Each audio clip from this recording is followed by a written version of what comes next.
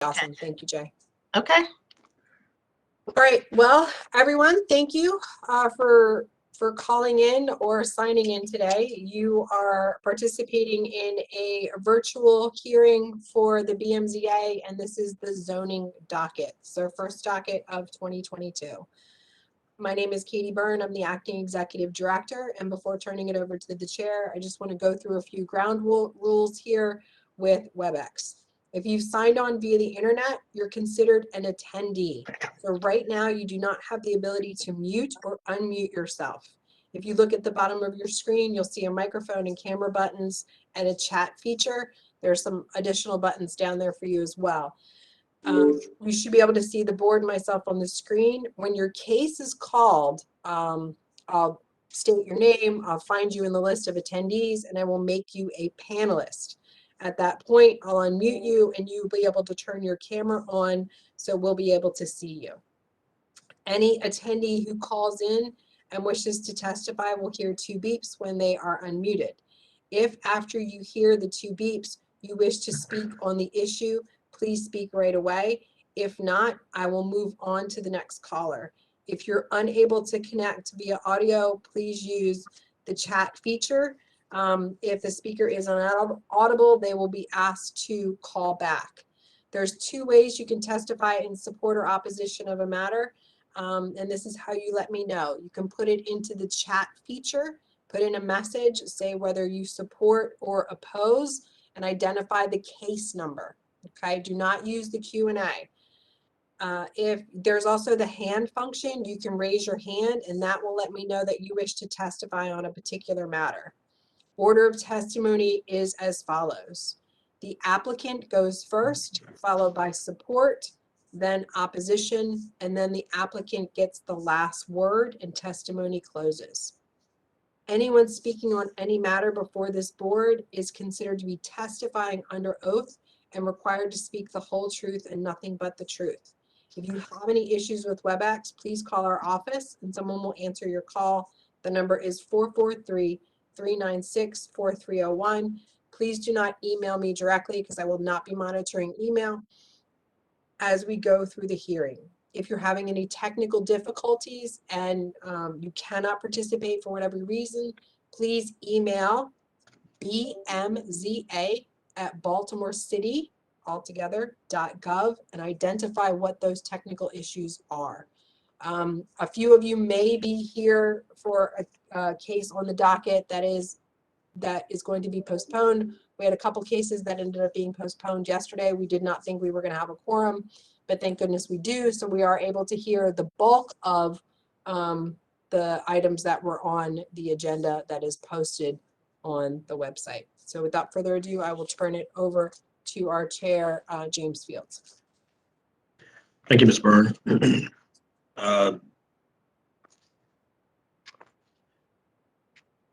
We will, after hearing your case, endeavor to render a decision at the end of the regular docket.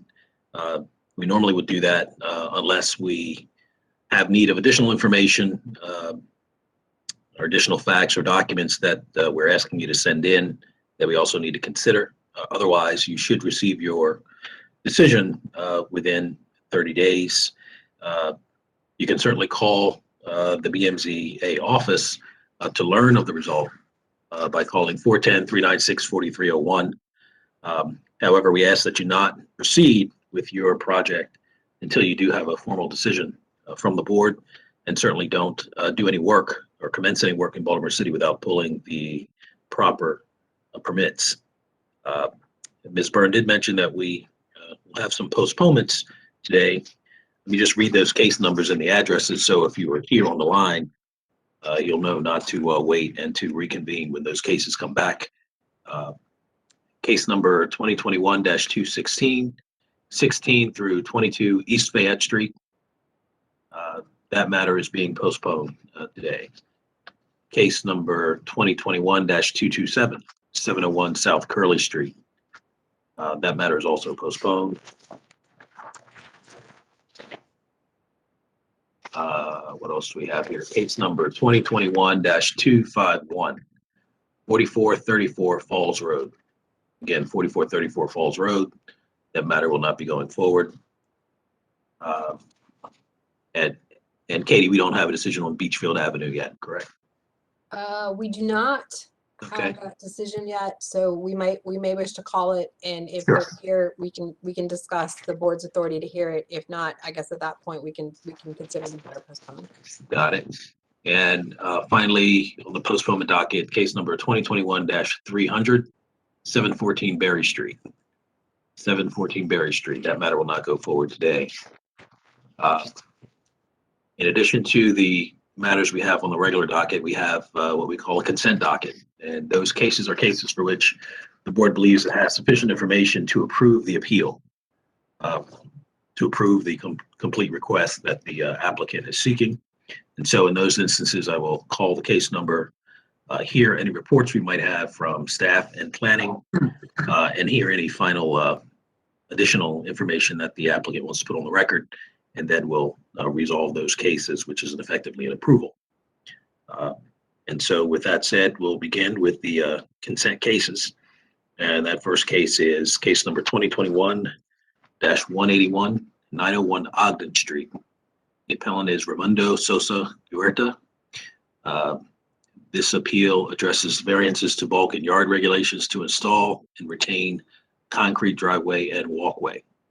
And I'll hear any reports we have from staff and planning. All right, thank you. Martin French for the Baltimore City Planning Department. Planning Department has reviewed this application and has no comment. Thank you very much. Thanks, sir. This property is in an R3 district, and the variance is requested to install a concrete pad. Impervious surface variance of 50% maximum is what's permitted. 78% is proposed, so it's a 28% variance of the maximum impervious surface for the property. The driveway has already been poured. This is an appeal to rectify work that was performed without a permit. Mr. Raimundo Huerta is the applicant. I have Miss Roxana Fuentes, who I'm going to unmute right now, who is going to serve as the translator. Okay. So Roxana, can you hear us?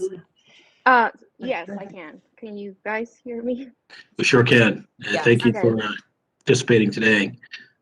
Sure. I just have one question for the applicant. Is there anything you'd like to add to his application today? Señor Sosa, ¿hay algo que usted quiera añadir a su aplicación? Pues ¿cómo se puede decir? Que pues le estoy pidiendo que me autoricen porque tengo un hijo deshabilitado. Hay muchas cosas puntos que puedo como argumentos. Okay. Deme un segundo, por favor. So he says that he has a disabled son and that he will like to add some arguments. ¿Puede proceder, por favor? Sí, pero ahorita quiero que se baje mi esposa para que yo le pueda decir lo que personalmente no sé si hacerlo ahorita o al rato, pero pienso para que pongan en conciencia algo que les puedo decir que no quiero que escuche mi esposa. Okay.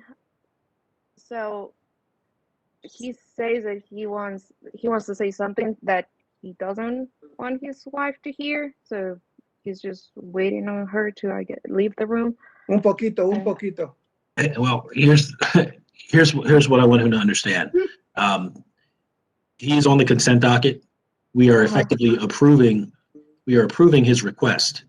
Okay. My question to him is whether or not whether or not there's anything he definitely wants to put on the record. There's nothing he needs to put on the record. So there's nothing else we need to hear from him Gotcha. at this point. Okay.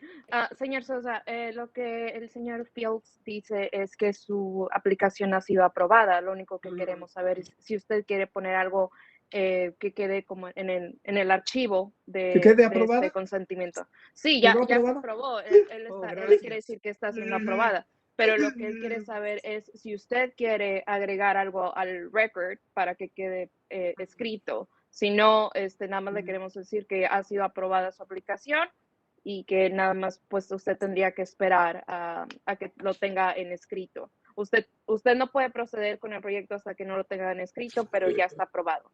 ¿Hay algo que usted quiera agregar? Sí, Sí, señorita. Sí, mire, que nos den el número para pagar la multa. que nos den el número y miren, que nos den, porque pues aquí también tenemos una estufa que compramos en diciembre y no nos las quisieron venir a probar, a instalar, pero se está saliendo la lumbre por las orillas y son necesidades que mi hijo necesita. Ok, ¿eso tiene que ver con este proyecto? Sí, con lo que señorita, ustedes con la pidieron? Bueno, mire, señorita, yo creo que esto tiene que ver yo pienso que no va mucho, solamente le quiero decir, es que hay dos cosas. Nos han negado para pagar la multa que supuestamente nos pusieron de $1,000 y esto afectó a que hemos comprado una estufa y nos negaron venir a poner la estufa porque dice que pidieron el permiso a la ciudad y se lo negaron porque nos están tratando de que debemos, ¿verdad? La ciudad, que tenemos deuda. Y es muy importante porque nuestra estufa ya no está en condiciones y eso puede ser muy peligroso, ¿verdad?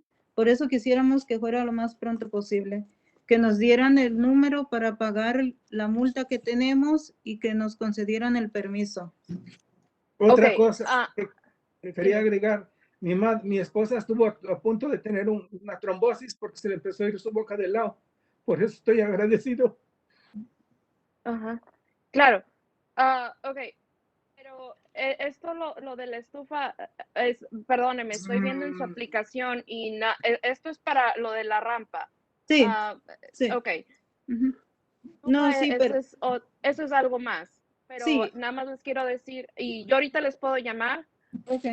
pero eso es otra cosa, pero lo de la aprobación para la rampa, eso nada más les queremos decir que ya se aprobó y nada más queríamos saber si para eso ustedes tenían algo más que agregar al record. Solamente Todo. que nos aprueben el número para dar la multa que se nos... Que si quieres agregar algo, como que quede ahí lo del Congreso, algo más que tú pienses que quieres hacer para que ya hagan todo el papeleo. Yo quiero que se agregue que la parte de la grama que está afuera, quiero la grama, porque la grama, ¿sí sabe qué es grama? No. La parte de tierra que tiene pasto. I'm going to cut in here for a sec. Yes. Can you hear me? Yes, I can. Okay. If you have, great. If you haven't yet, just simply communicate to them that we have all the information that we need. It's Okay. a courtesy that I always ask any applicant if there's anything additional they would like to add to the record. Again, there's no need for him to do so. And Okay. I know it's an emotional. Hopefully, he's happy about this impending result. Right. I just want to make sure because I'm confused. They're saying something about a stove, and then there's something with gas and that they need a number. That has nothing to do with the application, right? Because No, I'm right. looking at it and there's no mention of it. Okay, so I'll let them know. So I I'll tell give you them a what, call. give it. Yeah, with that sort of ball of wax that appears to be unrelated to this petition, I'll just let him know that the board, having heard his appeal, we believe we have sufficient information to approve his appeal. Thanks so Okay. much. All right. Thank you. Okay. Señor Sosa, Thank you, ahorita Roxana. le voy a llamar, pero lo que el señor Fields, bueno, es como una cortesía que quería saber si quería agregar algo más. Yo ahorita le llamo, ¿ok? Su aplicación ha sido aprobada. Thank you, guys. Thank you. All right. Okay. We thank Roxana for her participation in that regard. Yeah, Okay. we could not have done it without her, for sure. Not at all. Moving on to the next case on the consent docket, case number. Says postponement regular. So now, Down to 253, right?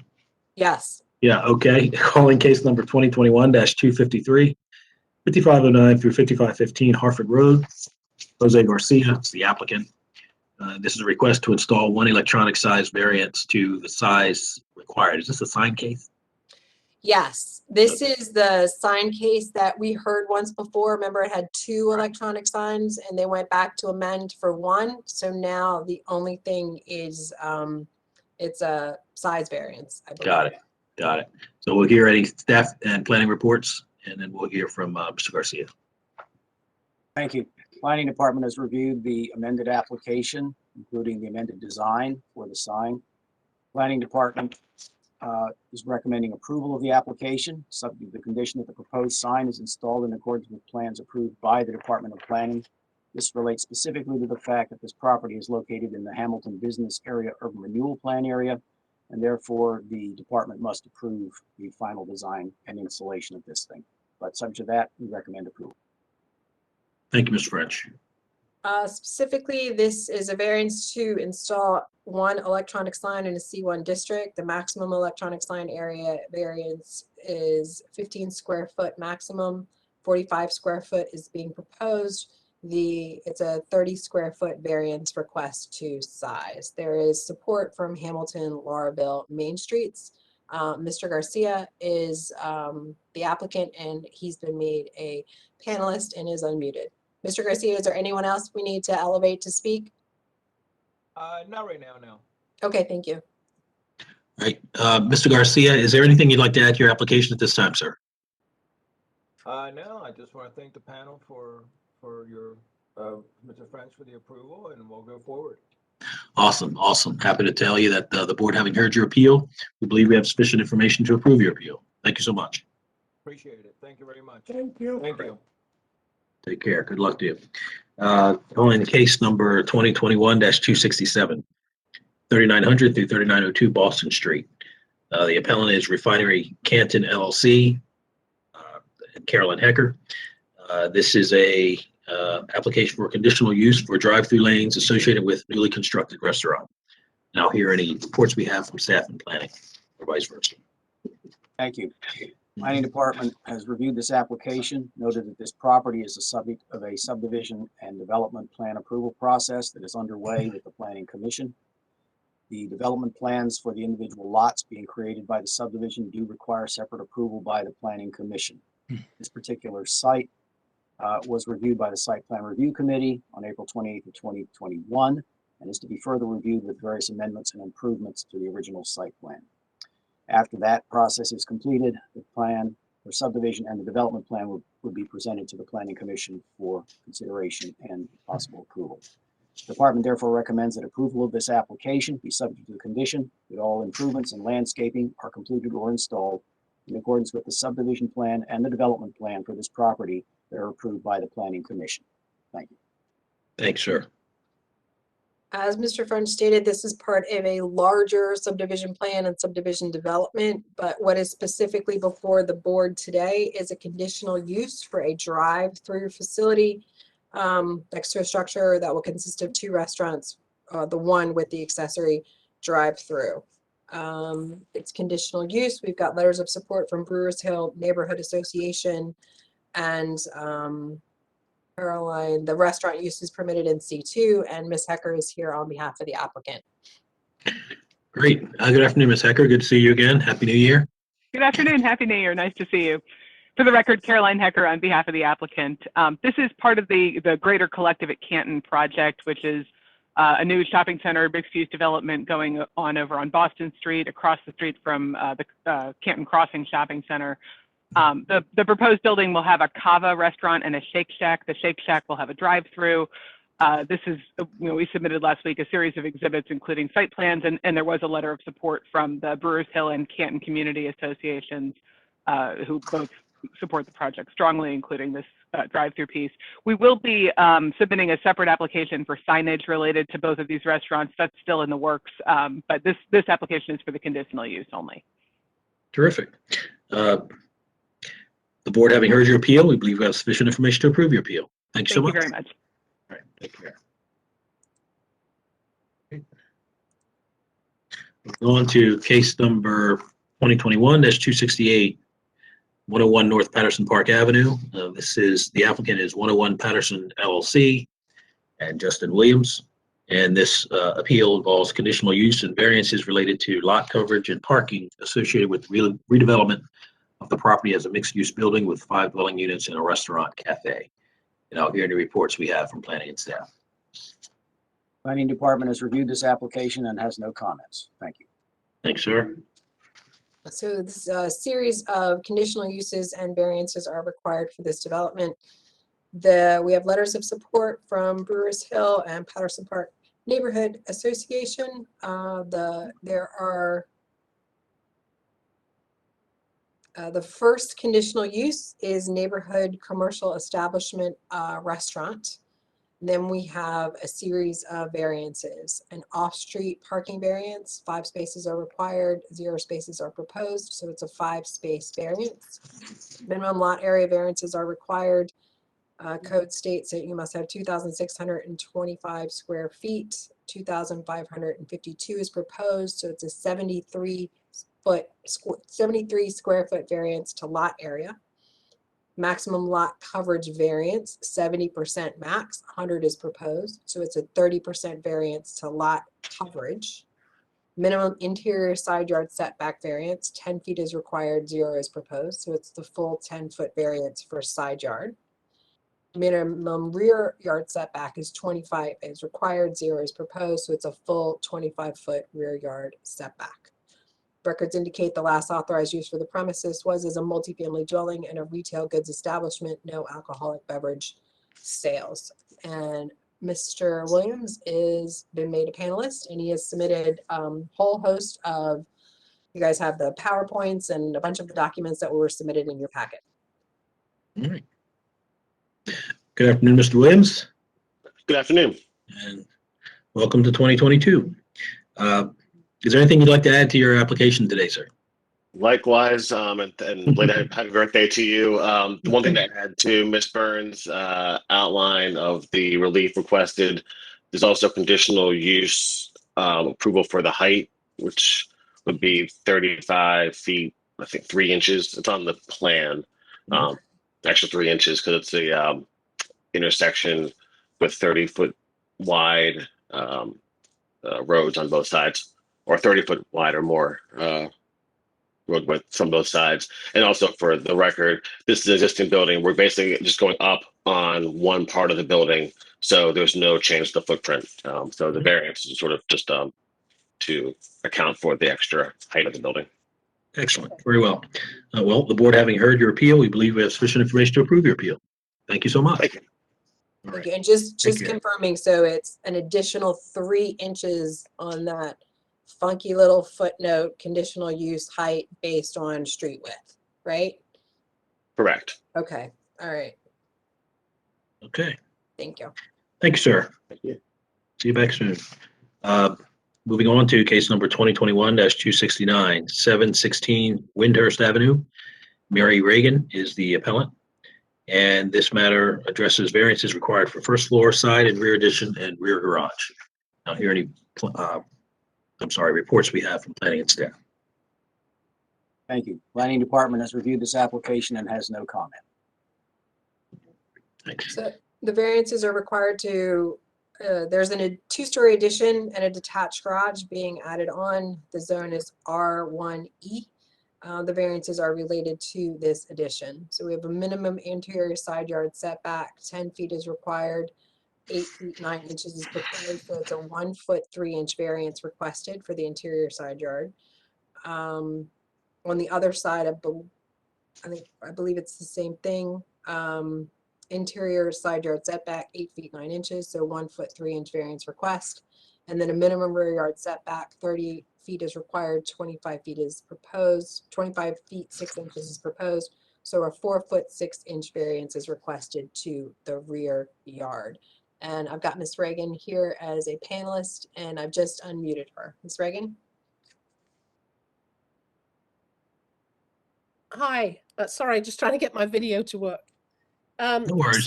So it's actually, these are existing buildings on the side of the house that we bought the house. It had been abandoned 4 years ago and they had rotted off.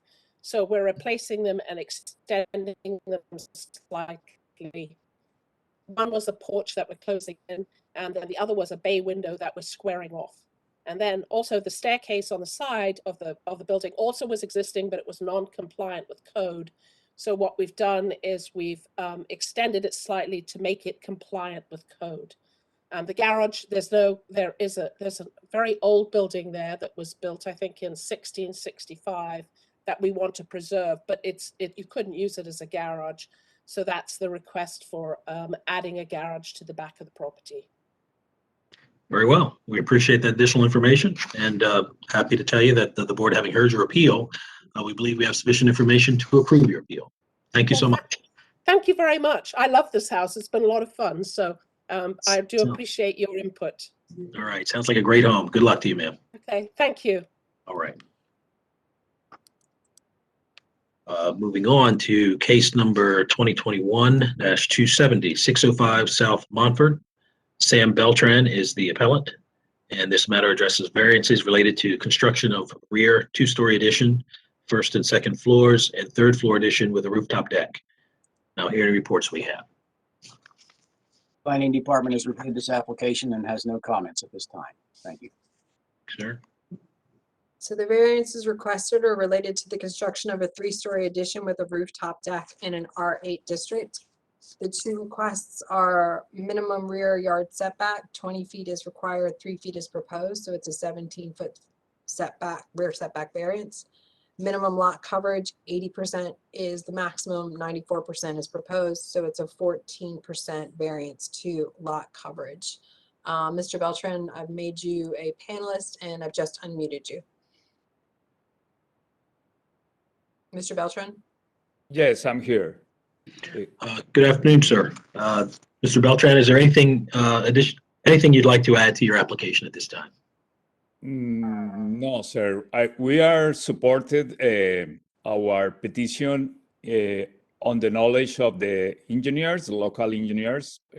This firm supposed to be familiar with following the code or following the restrictions of the city of Baltimore, and we are supporting basically that on them. That is, and I understood they have all the knowledge for this kind of things applying to you guys.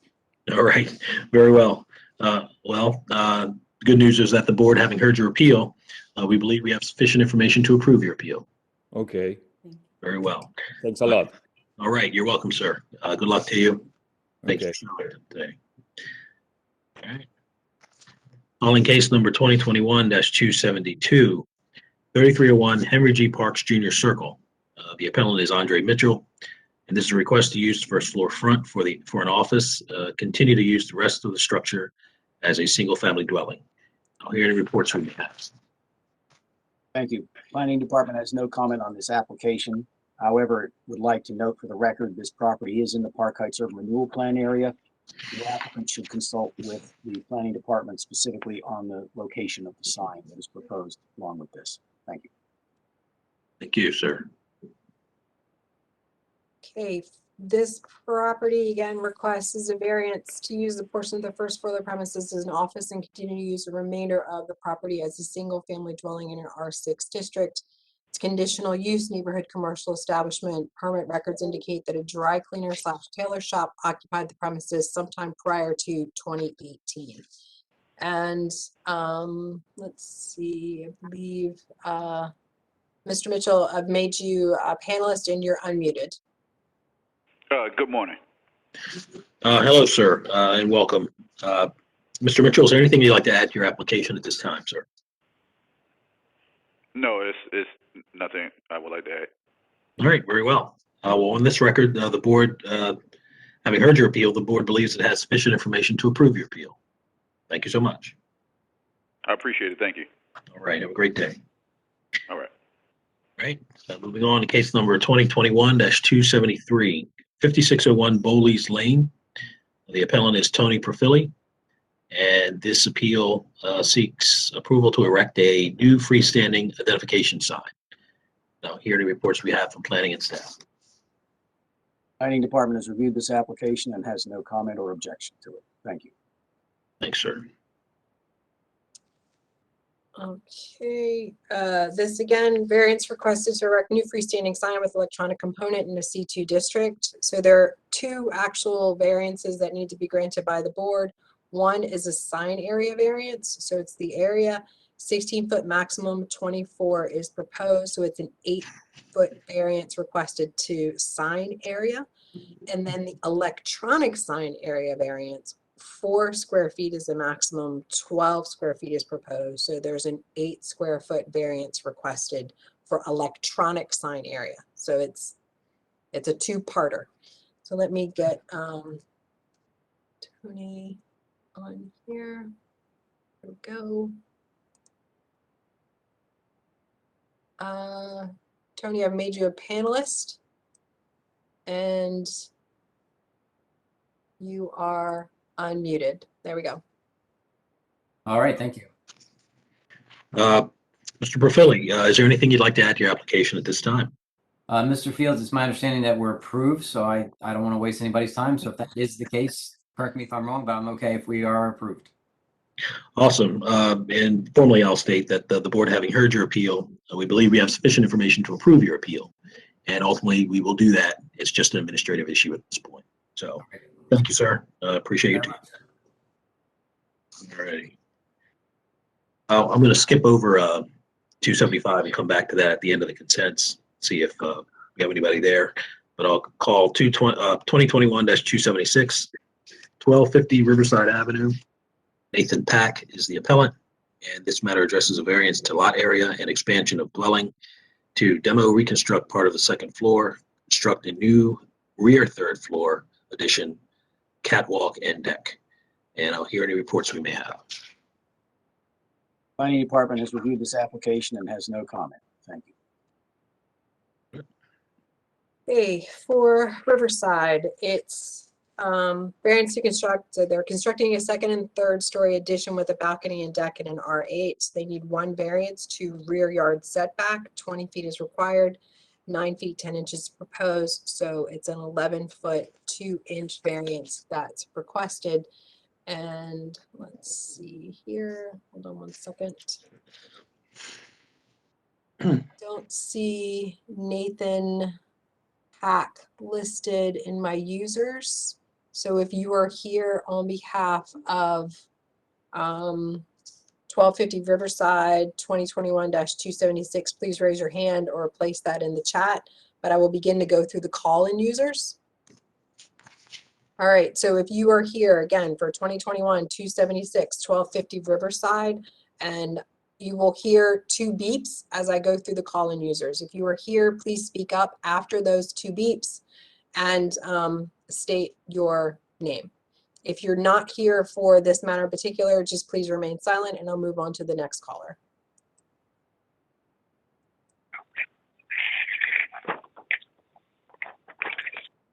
Okay, moving on to the next caller.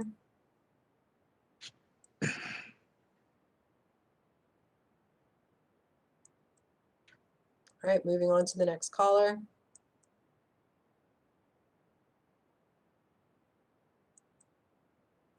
Moving on to the next caller.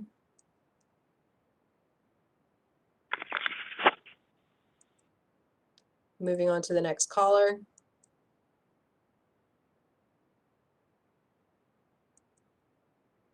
Moving on to the last caller.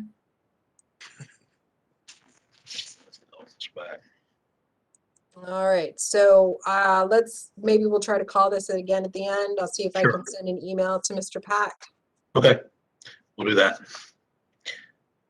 In the meantime, we'll move on to case number 2021-279, 2323 Whittier Avenue. The appellant is Via Companies LLC, and this matter addresses variance to bulk regulations related to the use of the premises as 2 dwelling units. And I'll hear any reports we have from planning and staff. Planning Department has reviewed this application, noted that this is basically a lot area variance of approximately 4.5%. The department has no objection to approval of the application. Thank you. Thank you, sir.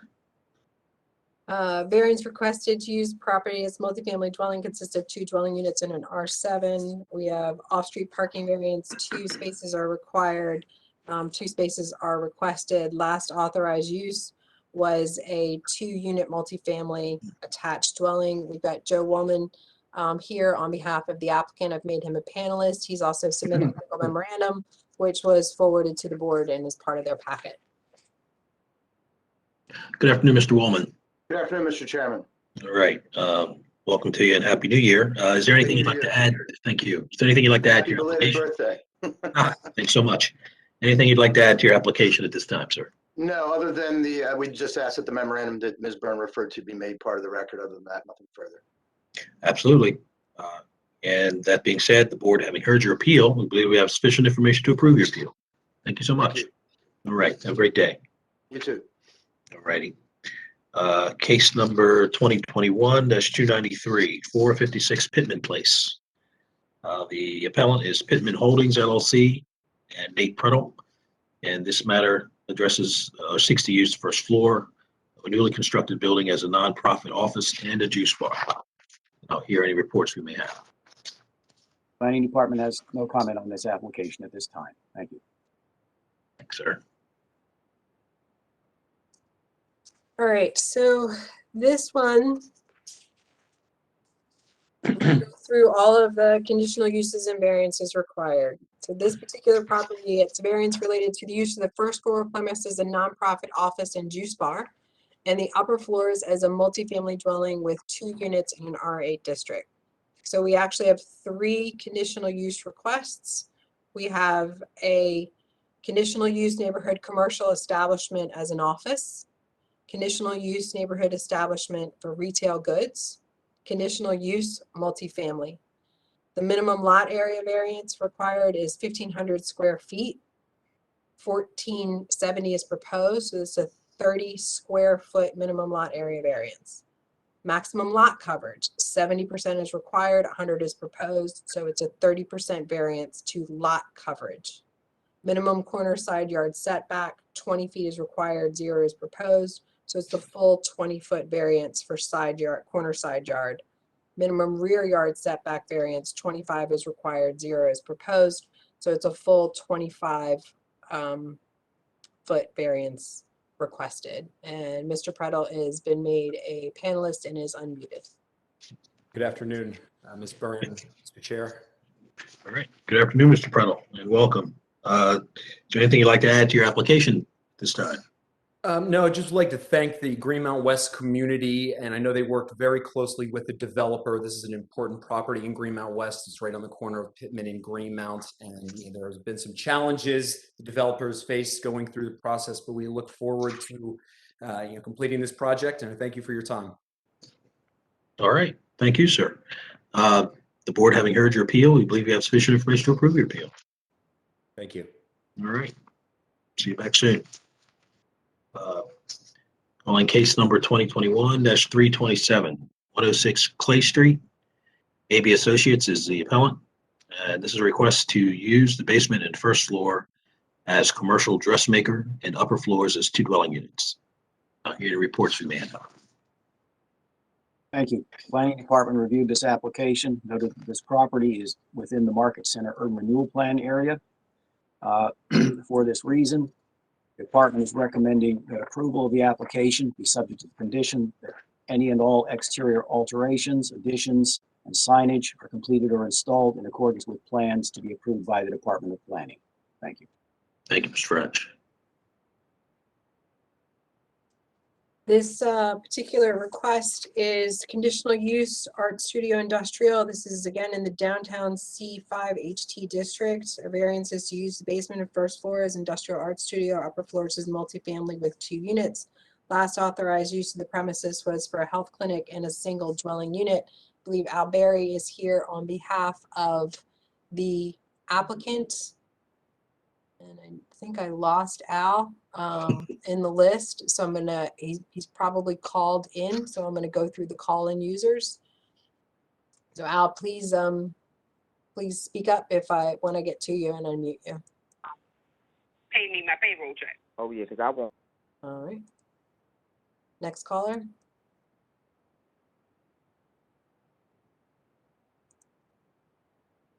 Next caller.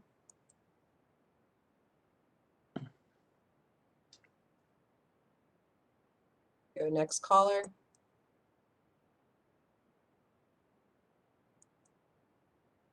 We're going to go next caller. Good afternoon, everyone. There we go. Gotcha. Good afternoon, everyone. Happy New Year. Happy New Year, sir. Thank you for the recommendation to have this on the consent. This is a dressmaker that's moving to Baltimore from Harlem.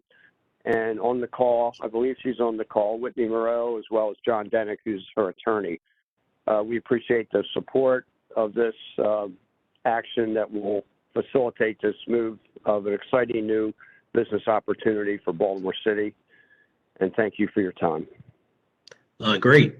Thank you, Mr. Berry. Is there anything the applicant wishes to add to the application at this time? You know. I don't think so. Okay. I just want to dispense with the need to hear from them if there's not. So that being said, the board having heard your appeal, we believe we have sufficient information to approve your appeal. Thank you so much and look forward to the new business. Great. Thank you very much, everyone. Bye-bye. So I think that is. that's all the consents. I guess you want to try Riverside again now or wait till at the conclusion of the docket? See, let me see if I just sent an email to Nate Pack, and what I'll see if maybe I'll try to call him as well when we start the next one. All right. So I don't see him listed, and I kind of just went through, and I don't see any new CallIn users. We've actually reduced the number of CallIn users. Okay, and that other one that we that's what let's see, it's Beachfield 21 275 301 South Beachfield. Right. Let me look to see. I still don't have an email, but it could very well be that they accepted my my email, that we couldn't hear it. I'm looking for the applicant right now to see if they're listed, and they're not listed. So if you want to call it and then we can postpone it. Okay, let's do that. Just to clean it up. Yeah, so it won't be heard anyway. Case number, calling again, case number 2021-275, 301 South Beachfield Avenue. GRS Heather Mullen is the appellant, and this matter, based on statements by Ms. Byrne earlier and communication to the appellant, will be postponed. It will be reset.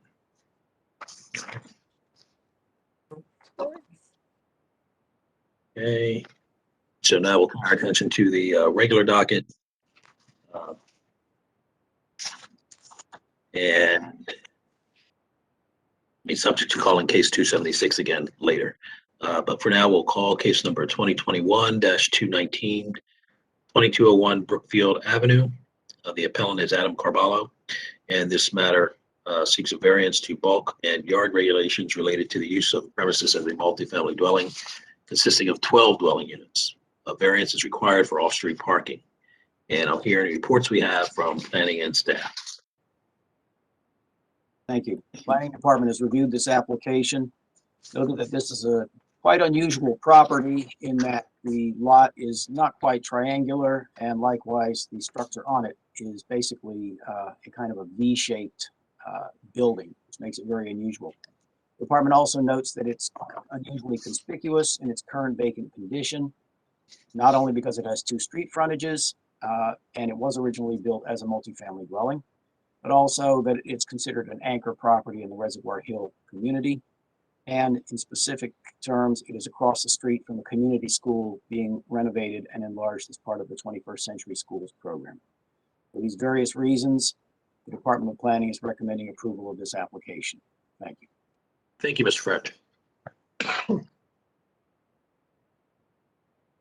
This specific request, the variance to use the property as a multifamily dwelling with 12 units in an R8 district. As Mr. French previously stated, the last authorized use for this property was as a dwelling unit with 9, as a multifamily dwelling with 9 DUs. In addition, this property received a vacant building notice in 2016. It was subject to a Department of Housing and Community Development receivership action in order to abate the vacant building notice. The minimum, there are 2 requests associated with the 12-unit MFD. Minimum lot area variance, 8,625 square feet is required, 5,532 square feet provided. 3,093 square foot variance is requested for lot area variance. The additional 3 units are requiring 3 additional parking spaces. 0 spaces are proposed, so it would be a variance for 3 parking spaces. We've got letters of opposition from the Reservoir Hill Association and a petition with over 100 signatures objecting to the additional units. And we have Mr. Carballo on as the applicant. All right. Good afternoon, Mr. Carballo. Good afternoon. All right. Is it okay if I share my screen? Absolutely. I'm going to pass you the ball. Great. All right, thank you. As Kathleen and Mr. French mentioned, the property is located at the corner of Brookfield and Reservoir Street, across from Dorothy Height Elementary School, as well as the public park. The property is a very unusual shape, sort of V-shaped building on a triangular lot. It was purpose-built as a apartment building. This is the current configuration of the building. It's quite large. It's effectively a 4-story building. The lowest level is slightly sunken into the ground by a few steps, but effectively is a 4-story building measuring nearly 17,000 square feet. The lot is, I would say, disproportionately small to the size of the building at 5,532 square feet. This building has been zoned as R8, which I, again, sort of question why it wasn't zoned C1, but maybe perhaps it was an oversight under the last zoning update. With 750 square feet of lot required per dwelling unit per lot size, that would put us at 7.4 or 8 units as a matter of right. We are proposing 12, a very modest 3 units per floor. And, that would, basically occupy the entire building. This building has been vacant for a number of years. There have been several developers that have stalled in redeveloping it over the years, which has, created a sore point and point of contention with the community. We absolutely hear that. We were not involved in any of those previous attempts at renovating this property. However, we have an owner that is very committed to seeing this through and renovating this anchor property so that it is no longer a vacant property right in the middle of the neighborhood. And, what this actually could be, this could be a really great building with a, contributing use. Further, as Mr. French mentioned, it is a sort of an odd shape, V-shaped building that you can see it on the site plan with entrances both off of Brookfield as well as Reservoir Street. And we are proposing just simply a modest 3 units per floor. We would also be able to provide ADA units on the lowest level, as well as a trash room and maintenance room. Trash and parking was a concern of the community. Parking is just simply not possible on this site.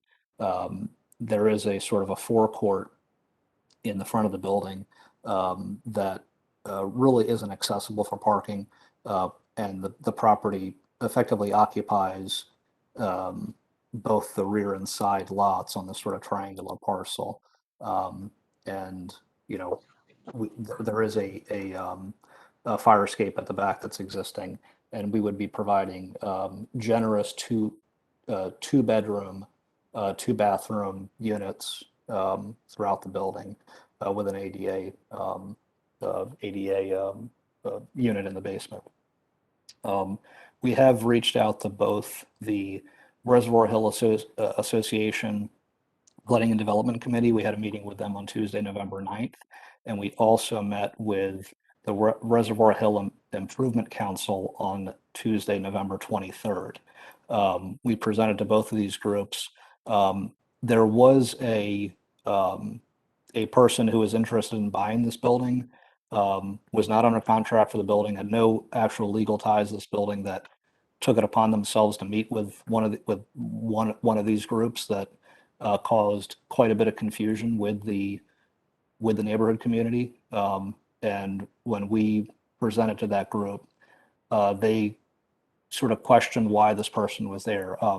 We have no idea who that person was, but it certainly muddied the waters, and I think caused a bit of unnecessary strain between the ownership, the project team, and the community.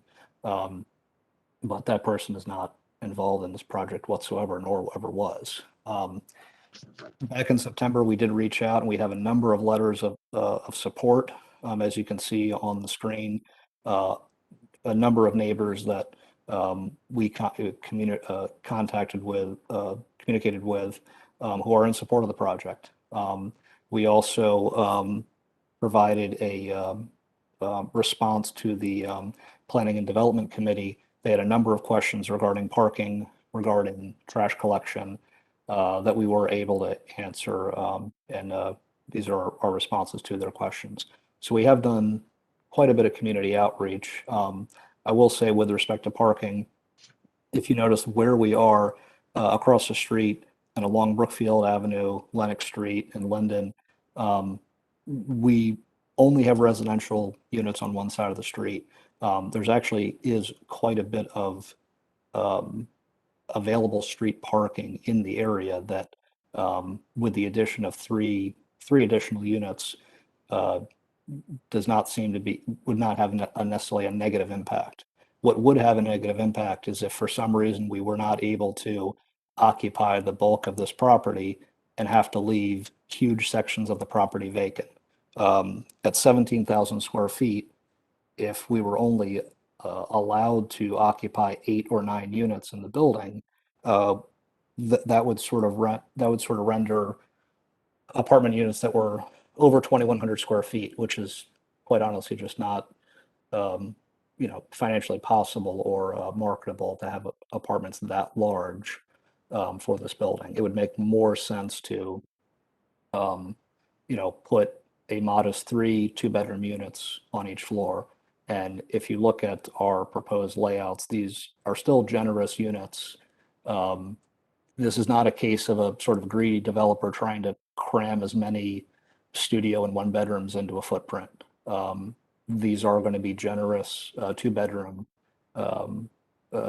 units that we hope would attract people that would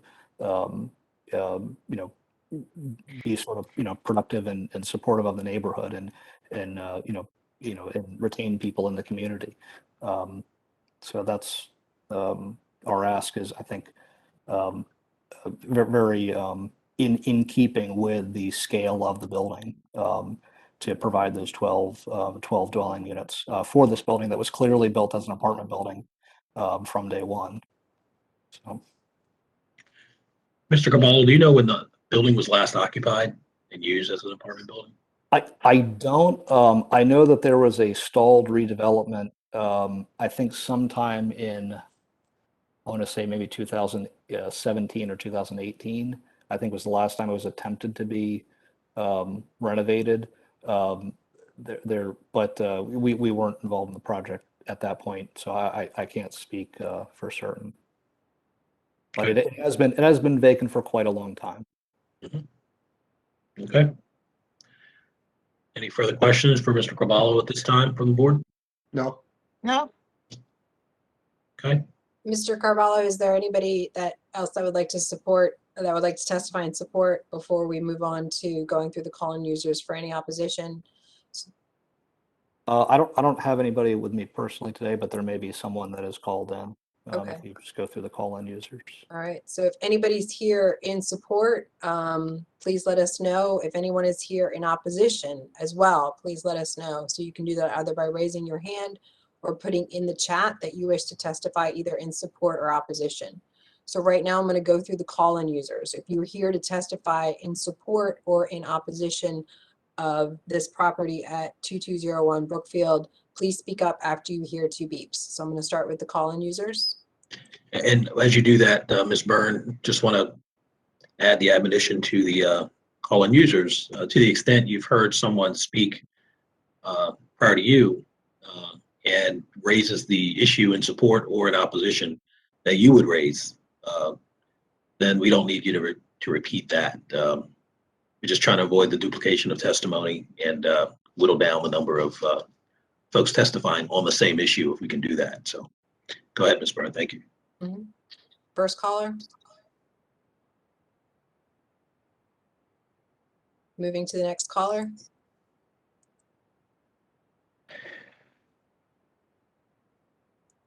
Moving to the next caller.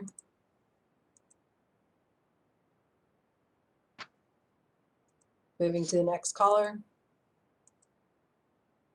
Jeanette Mitchell? Ms. Mitchell? Yes. Are you in support or in opposition, ma'am? Opposition. Okay. So I only have one more call-in user. Can I come right back to you to see if the next call-in user is in support? Okay. Thank you. Hold on one moment. Mm-hmm. All right. So next call-in user.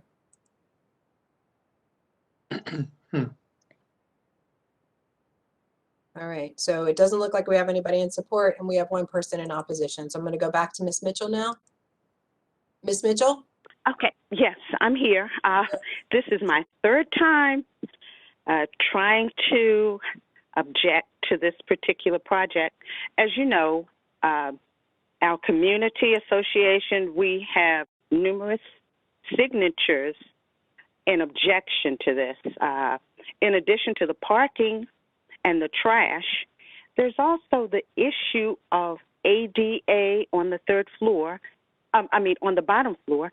But then I'd also like to know exactly who Mr. Carbello is representing, because I have been on the calls with the Reservoir Hill Community Association since September, and he has not been on a call. Now, in November, someone who represented him was on the call, but not Mr. Carbello. So I'm really confused with his testimony. And to be honest, we have no idea who he's actually representing. So if he could tell me who he's actually representing, that would be great. If you can, Mr. Carbello, while we have the floor, go ahead, sir. Well, I am the architect, architect of record for this property. You may have, a member of my team presented at the community group in November, but our client is 2201 Brookfield Project LLC. The specific owner of that LLC is a gentleman named Imran Akbar, who has owned the building for more recently, since let me see that. He has owned it since September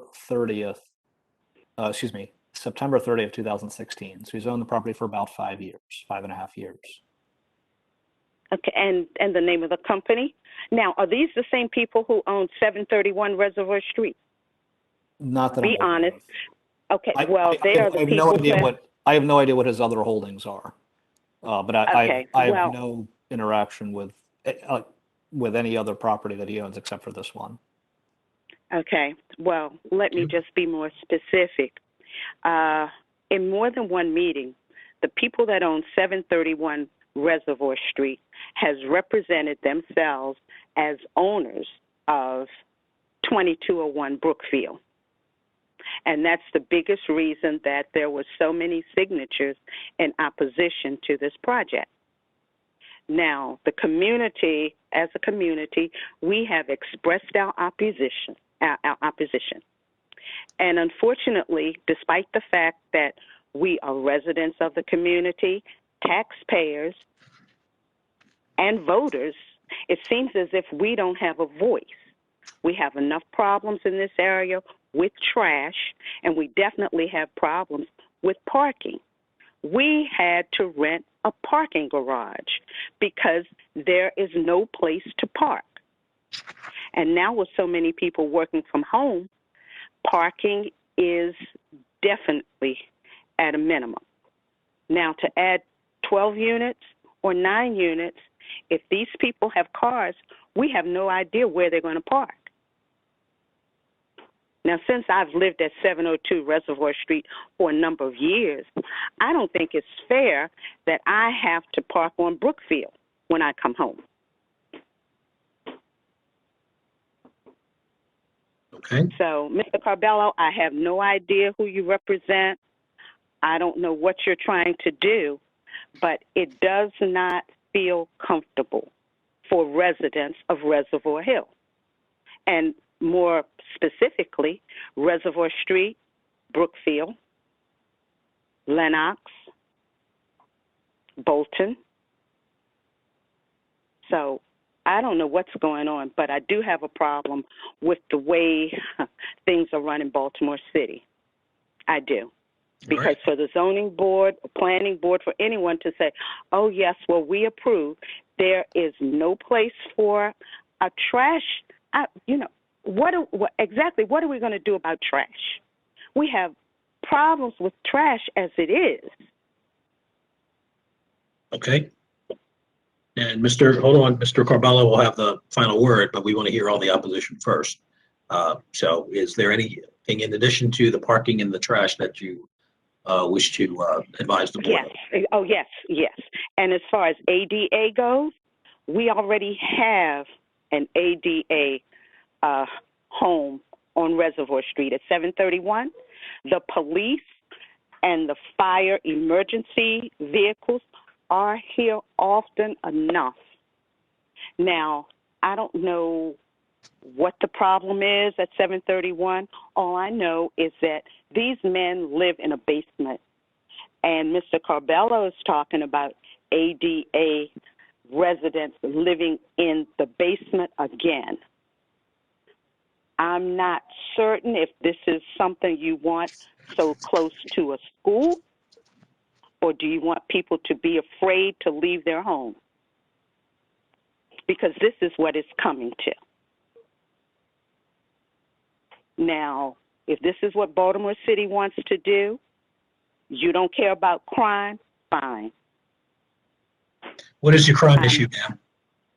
Okay, the crime issue, oh my goodness. Do you know how many killings take place in Baltimore I do not. City?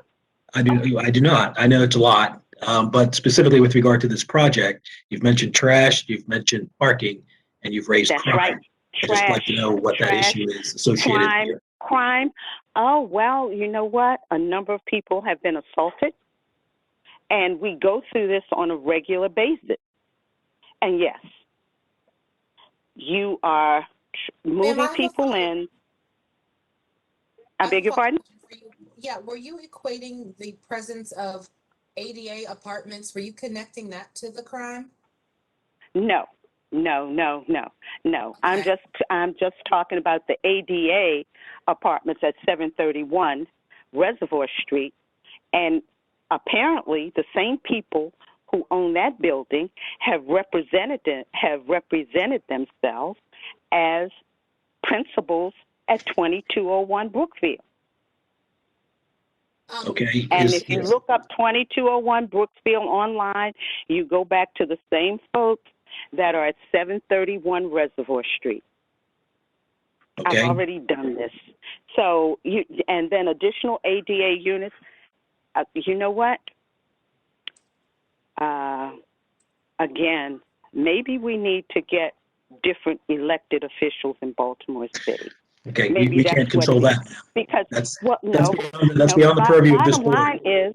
Bottom line is, citizens, taxpayers, people who vote have no voice. You live someplace, and you pay your property taxes, and suddenly all of your property values are going down. I mean, Can we confine it to this building and this project, ma'am? That happens all over the place. With regard to your issue on ADA, That's for disabled folks. And what is the concern about having another building that has apartments designed for, that's ADA compliant, designed for disabled tenants? Well, you know what? ADA goes further than disabled tenants. Well, then again, I guess it depends on what you describe as a disability. When you're talking about people who have substance abuse problems, Okay. and then convicted pedophiles. All right. Do you have any of that information associated with this project at this time? Well, this particular project, no one's there. No one's living there. All right. Okay. But again, you aren't giving the community any type of assurances as to what's going to happen. Now, with the trash, we pay someone to pick up trash. The city hasn't been cleaning the street since 2019. We pay someone to pick up trash around here. All right, Mr. Caballo, I'll ask you to speak to trash when we get to your rebuttal, sir. Ma'am, is there anything else? I have another question, one more question for her. Go ahead. Ma'am, Go ahead. I'm sorry, I cannot get my words together. Give me a moment. The building that is the subject of the case that's before us, 2201, what is it? That's right. 2201 2201 Brookfield. Right. Is this a new building that was built since you bought your house, or has it always existed? Oh, no, that building's been here. Goodness gracious. It's been there. If you look through the catacombs of Baltimore history, you would find that a movie was filmed there. Sure. Now, let me ask you one more follow-up question. What else, has it ever been anything other than apartments or vacant as long as you've known it? It has been vacant as long as I've known. And originally, it was not an apartment building. It was a hotel. Okay. All right. Thank you. Okay. Does that conclude your opposition, ma'am? I beg your pardon? Does that conclude your opposition? Okay. Yes. The Great. parking Thank you so much. and the trash. Thank you. Do we have more callers to check, Ms. Byrne, or is that it? All right. That was the last one. So I just muted Ms. Mitchell. So that concludes the opposition testimony. Got it. Mr. Carballo, we'll hear from you, sir, and in rebuttal to any of those issues, particularly with regard to trash. Yes, thank you for allowing me to rebut. We've actually provided for a trash room on the lower level. The alleyway that you can see on my screen to the right of the building that is accessed off of Reservoir Street, the alley dips down, and there is step-free access via a door off that alley that we are placing a trash room, for residents that would actually have private hauling out of that room. This would, eliminate the need to have trash cans open on the sidewalk. It would negate the issues with wind that that happens in every neighborhood. You put your trash can out if you don't have a secure lid like you're supposed to. Wind will blow loose refuse around. That would negate a lot of those issues. We've also talked to the owner about the possibility of doing a trash valet, which a lot of multi-unit apartment buildings have, where a person, possibly a person that is employed local to the neighborhood, would collect trash from the upper floor apartments and bring it down to the trash room. So there are mechanisms in place, both on the management side as well as the architectural side, by providing those spaces within the building limits to reduce the overall impact of trash to the neighborhood. So that is something that we've addressed, and we also provided that in writing to in response to the Neighborhood Community Association in our letter dated December 29. In addition to that, speaking to, for clarity, the ADA is the American Disabilities Act. That is to provide equal access for persons living with disabilities. Anything beyond that that was mentioned by the previous presenter is really kind of out of the purview of ADA. We are simply providing access for those persons, to have access to an accessible dwelling unit on the lower level. That would be access via a step-free door to give people that have those mobility issues equal access, which I think is good for everybody. I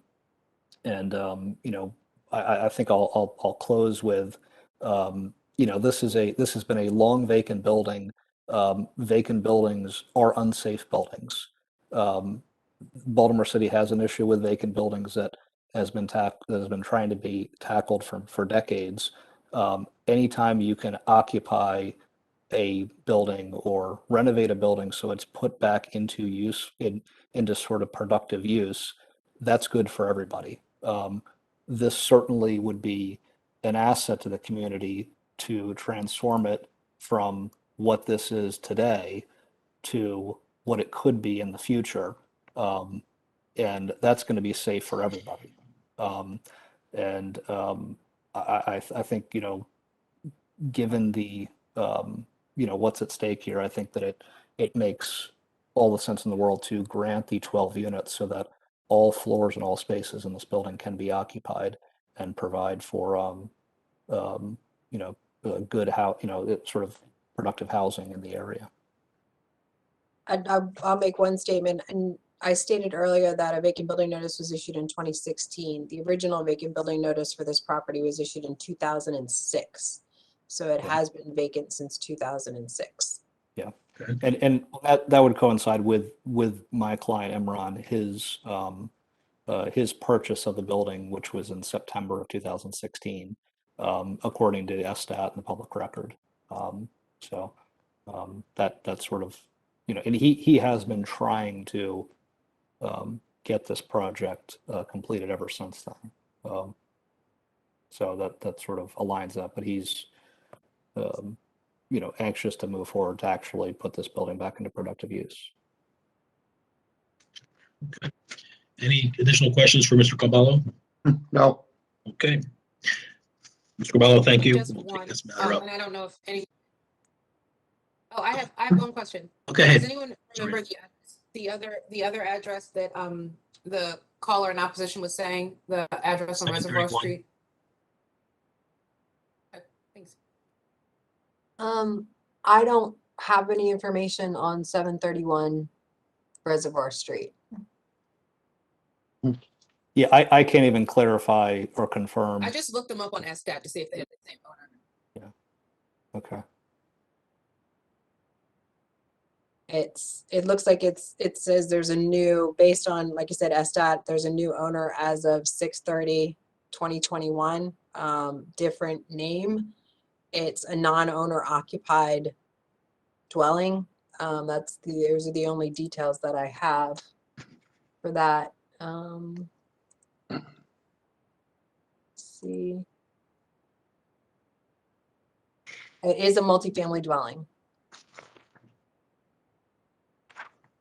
I have 3 dwelling units.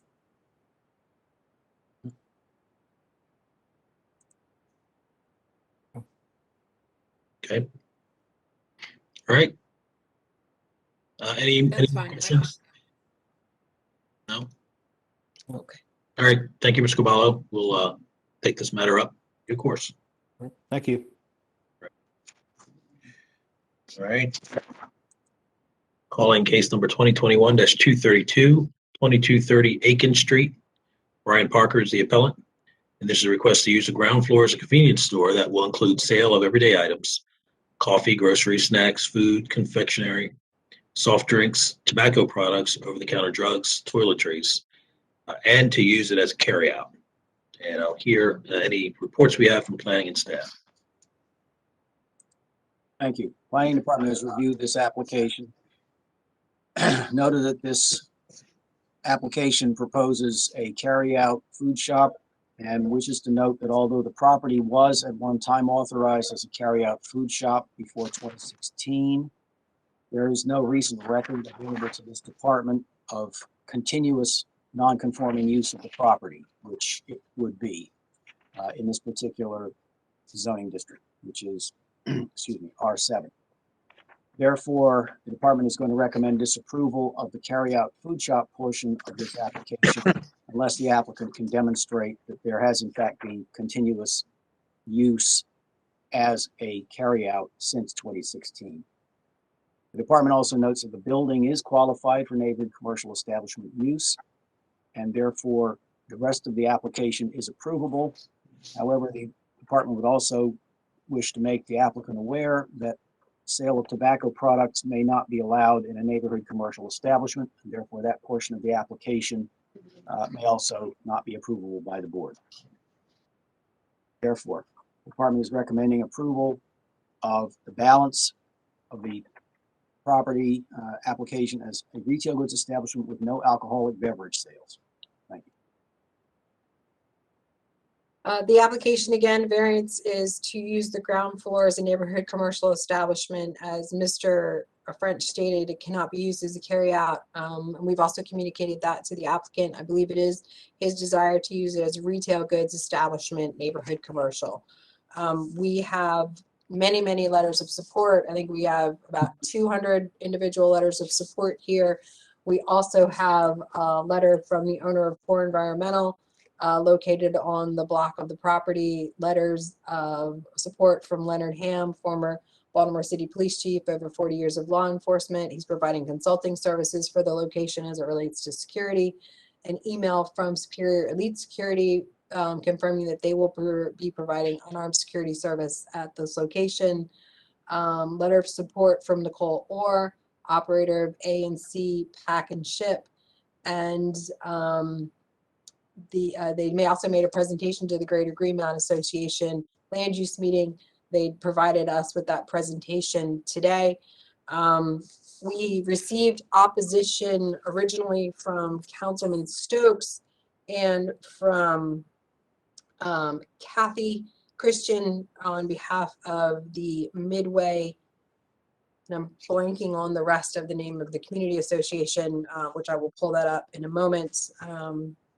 The, again, application notes that the store will sell tobacco products, however, sale of tobacco products is prohibited. Let's see, prior documentation shows zoning approval for non-residential use as a carryout in this location. So there are 3 individuals on this application. The primary applicant is Brian Parker. Roland Brown is his attorney, and I also have Nicole Orr. All 3 have been made panelists. So Mr. Parker, you're unmuted. Mr. Brown, you are also unmuted. Yes, thank you. Good afternoon.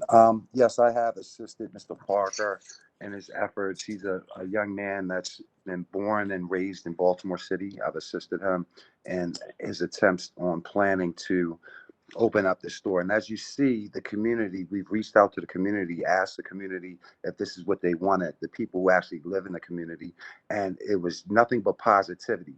At this point, I'm going to switch the presentation over to an individual who diligently worked on this project. Her name is Tamara Brown. I'd like to switch to her. Thank you. All right, I'm going to make Ms. Brown a panelist. Ms. Brown, you're unmuted. Yes, thank you. Good afternoon. Thank you, Ms. Byrne, for your assistance in getting this on the docket today. Good afternoon, panelists. My name is Tamara Brown. I'm a non-attorney representative of the Brown legal team. And again, I just wanted to, as Ms. Byrne stated, we have 207 petitions of support, which were properly signed and checked. Of those, we had a total of 220 that we canvassed the neighborhood, the immediate surrounding neighborhood.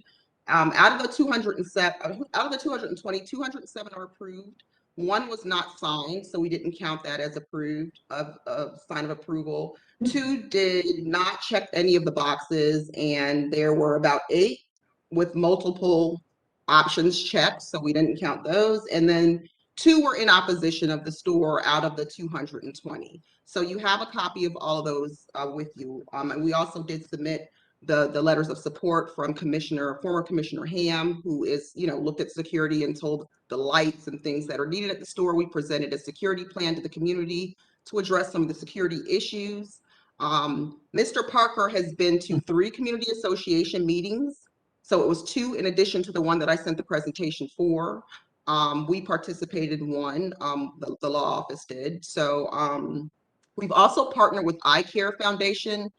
We recognize that it is a food desert in that area. So Eye Care Foundation is a reputable nonprofit in Baltimore City, where they will be providing free fresh fruit and vegetables to the residents every day. We're going to coordinate delivery with that organization. So we will have that available there at the store. Mr. Parker wants to provide that to the community. That's one of the major things that they were seeking when we went through and we did the survey to see what types of things that the community wanted and needed. And fresh fruit and vegetables was very important, I think, as you all know.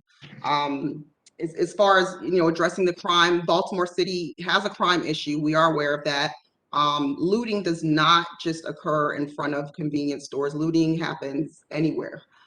Crimes happen anywhere. And so Mr. Parker is really adamant about keeping his store clean. I know that the letter also spoke about blight. I do have some photos if you wanted to see. The building is a blight until it's renovated and completely fixed, and until we're approved, we can't change the blight in the neighborhood. I've walked the streets of the neighborhood and it is very blighted. One more vacant building is not helping. And so to get the building renovated and to get it up and running and to put some life into the neighborhood is really necessary. And so we're just hoping that the panel will approve that. Also, there is a neighbor that is in opposition of the property, and I think Ms. Christian was writing a letter somewhat on behalf of her. That was one of the people that she said had an issue with it.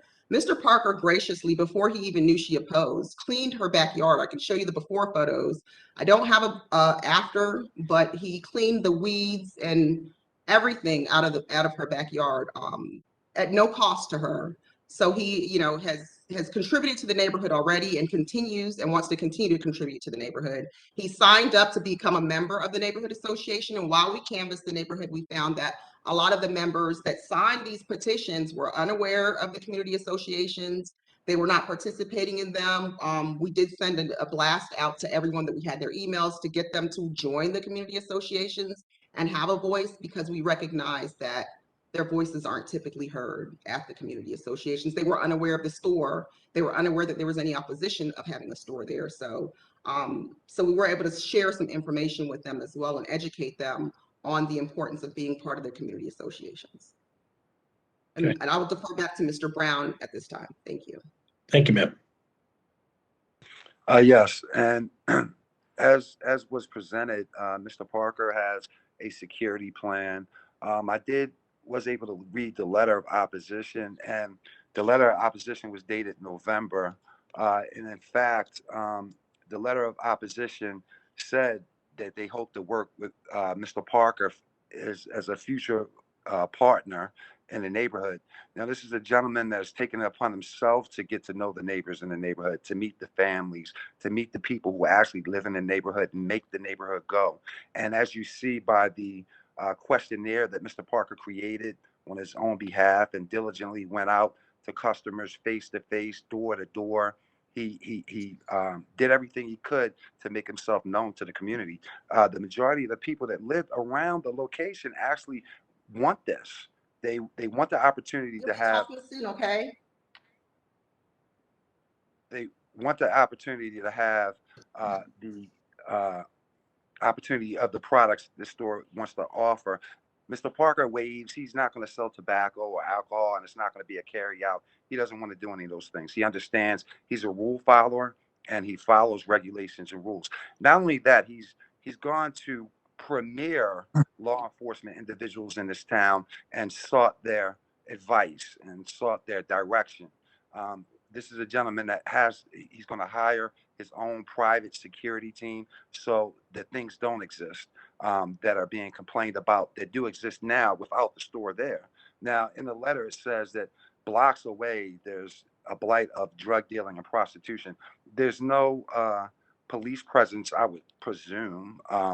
because people won't commit illegal actions when they have police presence. But with Mr. Parker's reaching out to the police and reaching out to the current and former officers and using strategies that they've developed to implement in his project, this will essentially bring a police presence. This could be the thing that takes the blight away from the community, a community that lives in there's actually a food desert that has no economic prosperity, that has no growth.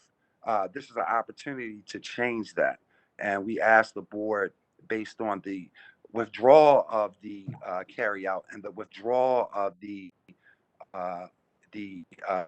tobacco, to approve this man's application. He's been dedicated, persistent, and continuous in his efforts to create something positive in a community that essentially has nothing positive. And I'll submit, thank you. Thank you, sir. Appreciate your information. Are there any questions for Mr. Brown at this time? Are we going to hear from Mr. Parker? Mr. Parker, yes, Mr. Parker can speak, but essentially as his representatives. Mr. Parker, would you like to speak? Yeah, it's not necessary. I'm simply asking before we move on to any opposition. Yes, Mr. Parker, would you like to speak to him? Good afternoon, but I ain't really have nothing to say. Okay, we pretty much spoke about everything for you, correct? Yes, sir. Okay. All right. I appreciate that. Thank you. I can say that I personally can vouch for former Commissioner Leonard Ham, who was a basketball teammate of mine at City College. That's how old he is. But how good was his jump shot is the real question. So he was all MSA, and then he was all little All-American. all right. Thanks, Bill. Okay, so thank you for that presentation, Mr. Brown. We will hear from, I guess, Katie, do we have folks on opposition? Well, I don't have anyone that's raised their hand. I don't have anyone in the chat in opposition. I did reach out to Kathy Christensen yesterday. I emailed her and Councilman Stokes. Ms. Christensen responded. I asked, can you confirm that you're both still opposed to buff reference appeal? It's on tomorrow's docket. Ms. Christensen responded, that's correct. So I don't see her name listed, but like I said, I will go through now to the CallIn users to see if there's anyone here in opposition. The letter provided by Ms. Christensen spoke to loitering, blight, and she did say that she had hoped to work with the owner. But yeah, her main issues were loitering and blight, and just was objected to the property as a corner store in general. Okay. And that letter, I think it was also in your packets. But I will go through the CallIn users now. Like I said, I don't see her listed, but she confirmed that yesterday she was still in opposition, but with no additional information. So I'll go through CallIn users. If you're here to testify in opposition of 2230 Aiken Street, 2021-232, please speak up after you hear two beeps.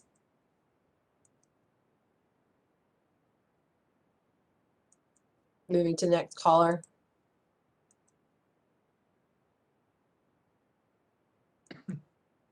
Moving to the next caller.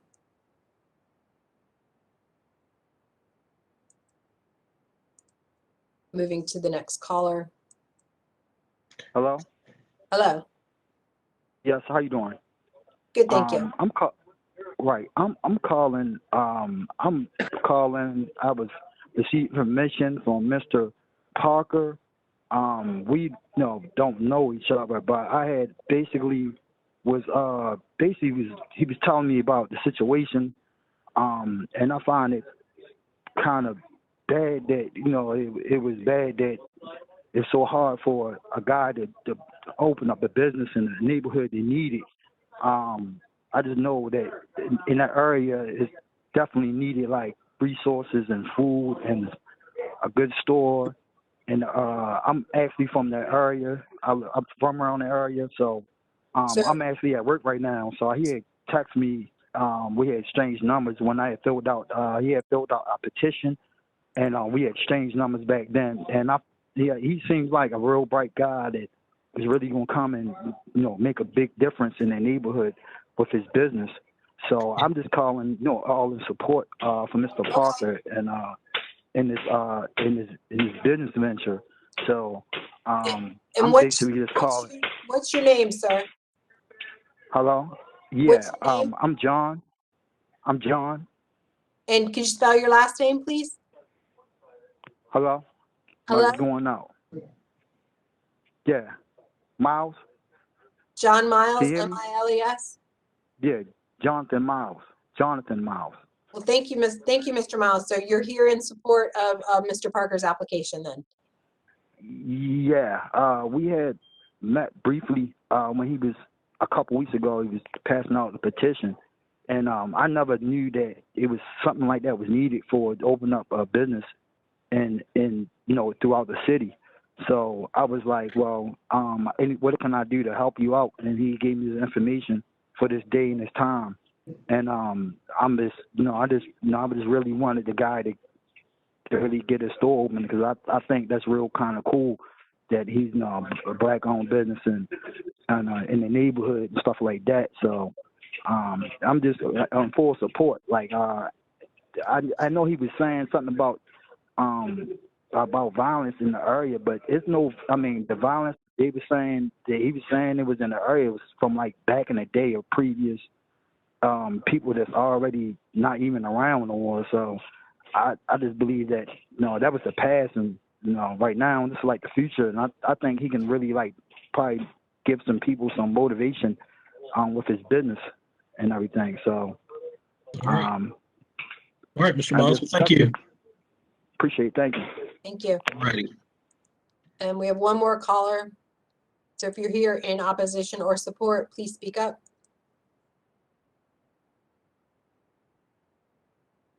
Okay, and that concludes the call-in users. I don't see anyone in the chat wishing to speak, and I do not see any hands raised in the remaining attendees. Okay, what was the form of Councilman Stokes' opposition? Did he send a letter? It was an email.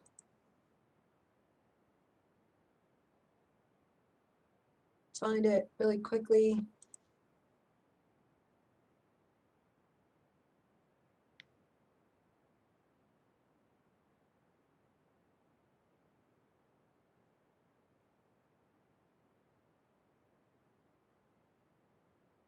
I think it was, he didn't necessarily state, he said that he was opposed because there was community opposition. So we had, and this was back when it was first on the docket back in November, Mr. Parker requested the postponement to have an opportunity to speak with community members and community association. So his opposition was related to the opposition received from Midway CDC. And I think that there was opposition from Greater Greenmount at the time as well. We did not receive any updated information from Greater Greenmount.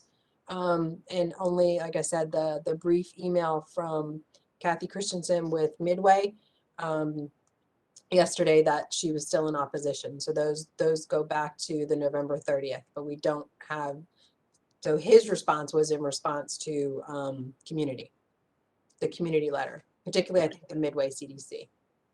Okay. Very well. Mr. Brown, since we don't appear to have any other live opposition, is there anything else you'd like to? Or Brown? Okay. Yes, if I may, just to show you that, allegedly there's this tremendous amount or any community opposition at all, but no one bothered to even call or their opposition known as an individual in this particular case. There's been no one called the line. I've listened to some of your other cases, and there were actual people in the community that opposed certain things. No one even bothered to call and oppose. And in addition, Ms. Christian, I believe the board had to reach out to her to get her stance currently, and Ms. Christian's not on the call. She's supposed to be representing a community that disagrees with this, allegedly. There's no members of that group calling, and she's not even on the call.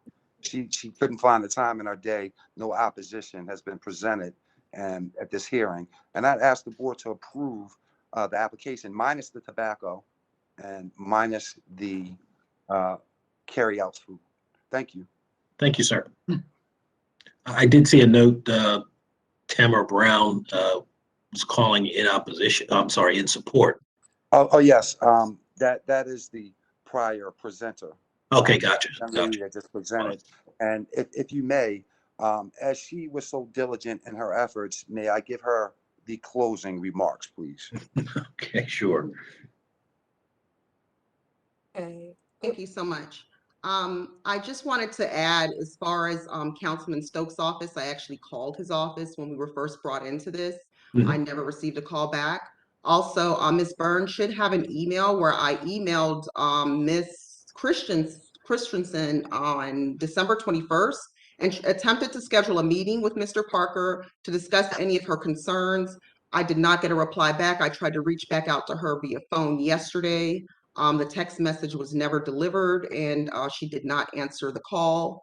I know that when we had a previous hearing scheduled, Ms. Christian did not communicate with us until the day of the hearing, and then we postponed in December. So we've tried to make ourselves available to the community. We've reached out to Councilman Stokes. He's never gone by the store. You have, again, over 200 petitions in support. So it appears to me that Mr. Stokes is not in contact with his community, because they actually do want the store. It's overwhelming support. There was a young lady that did want to support, and she is on the phone, and that was the note that I was submitting. All right. Well, thank you, ma'am. We appreciate that additional input, and we will take the matter up in deliberations. Thank you so much. That concludes 2021-232. We'll move on to 2021-244, 2220 East Fairmount Avenue. Kevin Scott is the appellant, the applicant, and this matter seeks to use the premises as a multifamily dwelling consisting of 4 dwelling units.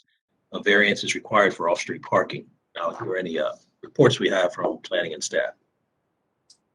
Thank you. Planning Department has reviewed this application, noted that this particular property is totally covered by the existing building which is on it. The IMU zoning district does allow dwelling. Martin, can I stop you for one moment? It looks like Kathy Christian is on. I did not see her. So how do you want to handle that? All right. Was that for the last case? That was for the last case. All right. If you have her, then we'll, just to complete the record, give an opportunity to be heard. Okay. Recall case number 2021-232, 2230 Aiken Street, to add this additional, apparently, testimony. Is it opposition testimony? I believe it is opposition testimony. This is interesting because she's showing up here in my chat, but I don't see her listed on here at all. All right, I'm going to go back to the 2 call-in users. Kathy, if this is you, please speak up. Hello? Kathy? Hello? Yes. Is this Ms. Christensen? This is Mady Cook. This is Brian Parker's mother. Oh, thank you, Ms. Parker. I'm assuming you wanted to testify in support? Yes, I do. Okay. Go ahead, ma'am. First of all, thank y'all for taking my call. I was trying to get through. I appreciate y'all taking out the time to review this case. I speak on behalf of my son, Brian Parker Jr., in reference to the store I approve. And I can vouch for his credibility. He has a strong family support. He is not by himself at all. He's a very truthful guy. He's in support of the community. He loves his community, Baltimore City in general, because this is where we live. We are constituents from Baltimore City. I'm a taxpayer. Have been since I've been living here for 57 years. So yes, I approve of him getting this responsibility on his shoulders so that he can not provide, but so that he can have some type of responsibility and some type of leadership and take pride and give back to his community, his young people that's coming up, his daughters, his nieces and nephews, his next door neighbor. So yes, I am most definitely in support. I just ask the board to just give him a chance. Just give him a chance to prove himself as a Black young man trying to have his own business and to give back to the community and to give back to our future. He just needs a chance. That's all he needs. And I'm asking the zoning board to please give my son a chance to live. So thank y'all. Thank you, ma'am. Thank you, Appreciate Ms. your Cook. input. And it's Miss Cook. What's your first name, Miss Cook? Maddie. Maddie Cook. Okay. Thank you very much. Maddie, yes. Maddie. All right. You're welcome. Y'all have a great day and Happy New Year. Happy New Year as well, to you as well. So did we? Being the mom of a son is fun. Having boy children is great. I can't wait till mine is big enough for me to have to testify on his behalf somewhere. All right, so I'm going to try. We have 2 more CallIn users. I'm going to try it again. I just emailed Kathy Christensen as well. Like her name shows up in the chat, but she's missing on the attendee list. So let's try the other 2 CallIn users really quickly. Okay. Ms. Christensen? Nope. Let's try the next one. Ms. Christensen? No. So I just I can't even select her, and I've sent her an email. So it appears she is trying to come in. You do have her original letter of opposition on behalf of Midway CDC. Let's see. And like I said, it had everything. Her property falls within the East Baltimore Midway neighborhood, which has witnessed a decline. She says community is opposed to it being subject to uncontrolled loitering, street assaults in the past. Prior establishments have proven similar stressful ones. Seniors and children are struggling with open air drug market, prostitution just 2 blocks away. These are things that that Mr. Brown also referenced. But at the end of the day, she says Midway CDC takes the position that reestablishing the use of the property as a corner store will not positively contribute to the growth of the community, and we respectfully requested that it be denied at this time. So that was the letter from Okay. Mr. Johnson. Well, we can take that into consideration, sure. Okay. All right, let's see. Yeah, I'm looking again just really quickly, and she's not listed, and we've gone through the 3 CallIn users. So I feel confident that we can move to the next one. Very well. So I'll recall case number 2021-244, 2220 East Fairmount Avenue, Kevin Scott being the appellant. And again, this is a request to use the premises as a multifamily dwelling consisting of 4 dwelling units, and a variance is required for off-street parking, and I'll hear from planning and staff. Thank you. Planning Department reviewed this application. It's noted that this property is improved with a 2-story building, which is completely covering the lot. And therefore, the applicant does not have the possibility, unless he demolishes part of the building, to provide any off-street parking on site. The department notes that in this particular area, the zoning would allow the multifamily dwelling use by right. So the issue is only the parking variance itself. And for that reason, the department has no objection to this application. Thank you. Thank you, Mr. French. The variances required relate to the use for 4 dwelling units in an IMU1 district. Off-street parking variances, 3 would be required, 3 are being requested. We've got letters in opposition from Butchers Hill Association Land Use Committee, letter signed by 28 residents in opposition. Chief concerns among them, already difficult parking situations, safety concerns about parking several blocks from their home. Support letter from Justin Davis, the building at 2220 has been vacant since we got here, benefit the neighborhood if someone did something productive with the property. Parking situation isn't perfect, but safety concerns that are being raised are overblown. Research on this, MFDs are permitted uses. In this case, the property was last used for a single family dwelling, which is actually a non-conforming use in an IMU, unless it's a live work dwelling. And so I've got Mr. Scott, and I've made him a panelist. So Mr. Scott, you're unmuted. And correct me if I'm wrong, but did you request, all right, so let me say a few more things. We now have letters from Butchers Hill Land Use Committee concerning the subject appeal. These came in and are also part of your packet. I believe you're reducing the density to 3 units. Is that correct, Mr. Scott?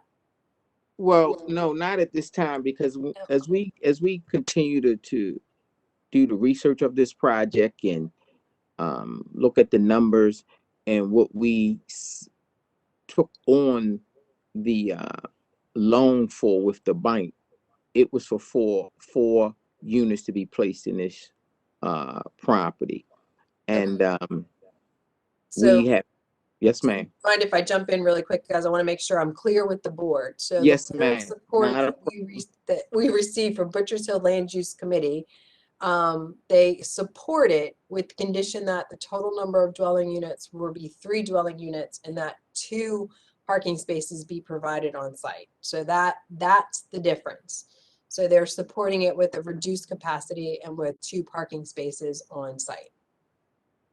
Well, I want the board to reconsider, because when we had the first hearing and I was not available because Miss Joanne Davis was on the meeting with the Butchers Hill Association, and now I'm making myself available because again, it's my project. It's going to be my home, and order for this project to show debt service, we need to have 4 units in here. And I understand the concerns of the Butchers Hill Association in the community. Ms. Davis, I have not yet spoken to the community association, which we have became a part of the community association, and she was speaking to someone by the name of Virgil. So, which was very helpful to give us some information as to how the board would go or how the board would be supportive with us. That was the board's idea and concept in order for them to be supportive of it. But again, just being direct, the board is not responsible for this loan with the bank. So therefore, I just want the zoning committee to just figure out how that we can relook at this so that I could be able to put my 4 units in this property, which again, in one of these units, I'm going to be living in. And that's my ask of the board. And I am the owner of the property.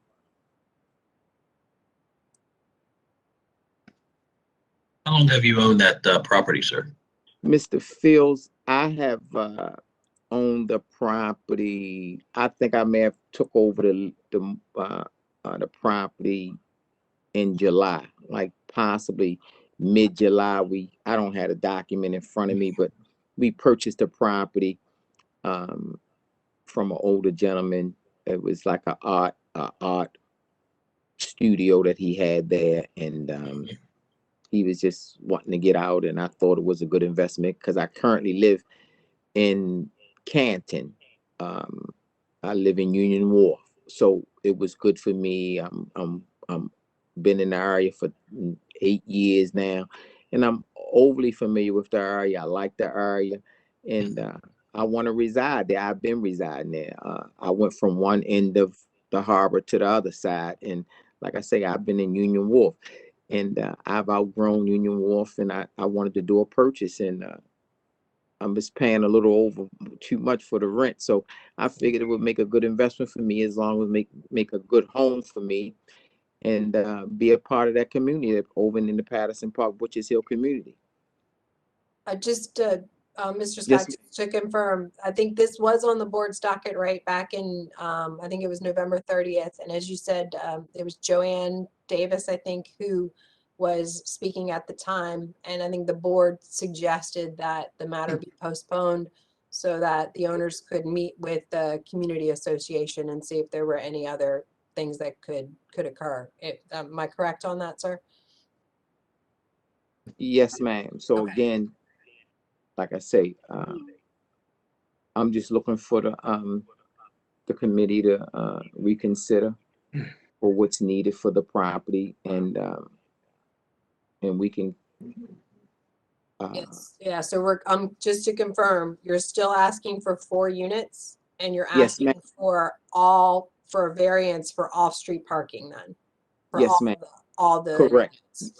All right, Yes, ma'am. so, Yes, ma'am, Miss Catherine. Yes. okay. So he's looking for, and it would be 3, there's already technically one dwelling unit. So he would need a variance for 3 off-street parking spaces. Right. In order to have 4 units.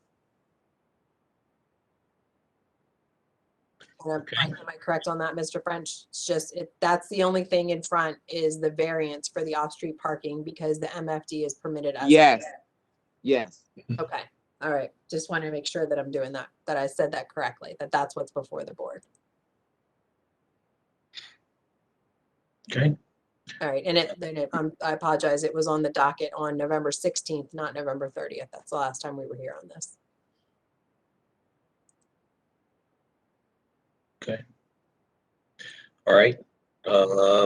Where are we now? Do we have additional? I guess, is there anybody else here, Mr. Scott, to testify in support, or should we move on to the opposition? You can move on to the opposition. Okay, all right. Let's see, first person is, I'll unmute, is Virgil Bartram. Mr. Bartram, you're unmuted, sir.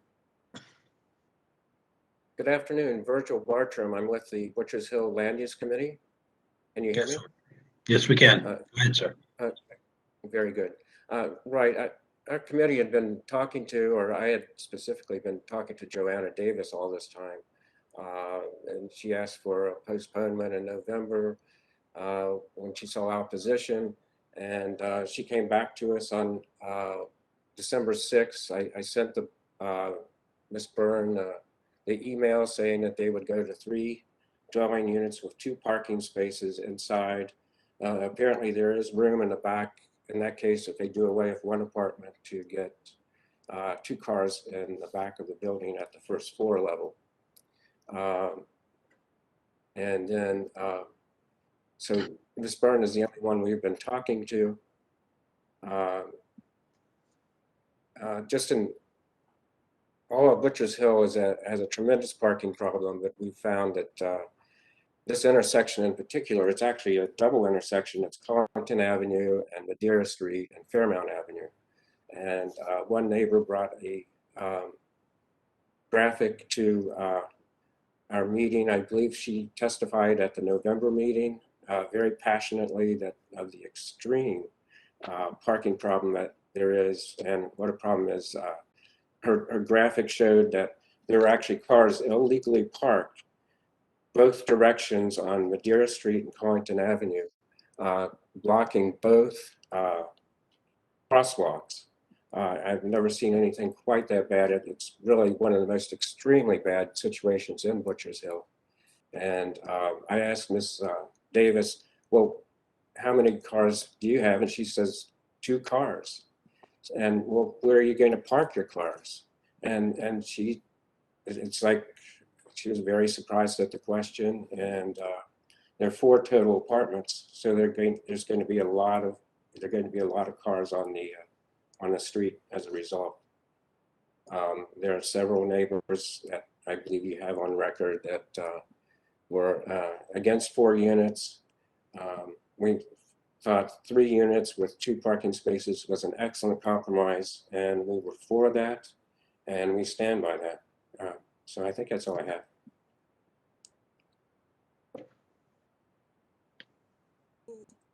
Thank you, Mr. Bartram. We're going to move on to Michelle Dos Los Reyes. Sorry if I'm mispronouncing your name. Miss Dos Los Reyes? Yeah, you De Los Reyes, yes. Hello, good morning. I have lived in the neighborhood for about 20 years, and I live about half a block from the property of 2220 East Fairmount. My husband and I own a house there for about the past 12 years, and actually Virgil, I'm the person that Virgil was speaking of who brought the graphic to the Land Use Committee indicating the parking, the street parking situation. So I'm not going to go through all that because I appreciate you listening very intently when we presented in November 15th, 16th. With regard to the current plans that were submitted, so I understand that during this committee hearing, the request has gone back to the 4-unit plan, but with regard to the 3-unit plan, which was shared from the Land Use Committee, I believe Virgil received it from Ms. Davis by email. The proposed plan shows utilizing an existing garage space that's 25 foot 5 inches by 18 foot 9 inches with a door in the middle that appears to open less than 4 feet, and that is the proposed parking solution for the 3-unit drawings. I came today to ask for more information about how that meets the requirement for 2 off-street parking sites for a 3-unit. I don't believe it does.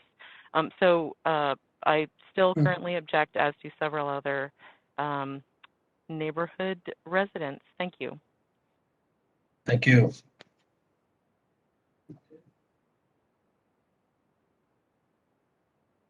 Communicating.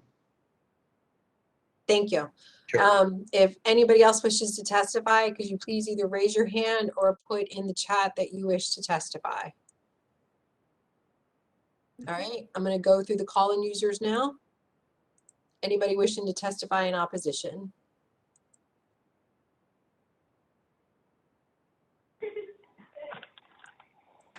Okay, going to the next call-in user. So again, if you hear 2 beeps and you wish to testify in opposition, please speak up.